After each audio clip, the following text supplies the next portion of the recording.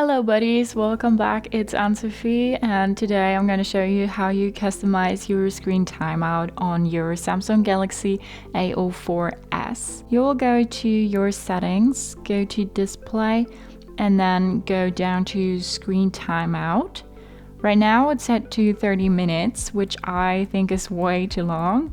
You can also set it to 15 seconds, 30 seconds, 1 minute, 2 minutes, 5 minutes and 10 minutes. Personally, I think 15 seconds is a bit too short because your phone will black out soon after you didn't touch it for a while. I always set it to like 30 seconds to 1 minute. Everything above 1 minute I think is kind of a safety issue, because if I have my phone laying next to me or even have it unattended for a while and don't remember to lock it, people could come up to my phone, see what's on it, or even get to my data that I have on my phone. I don't want that, so I always have it set to like 30 seconds.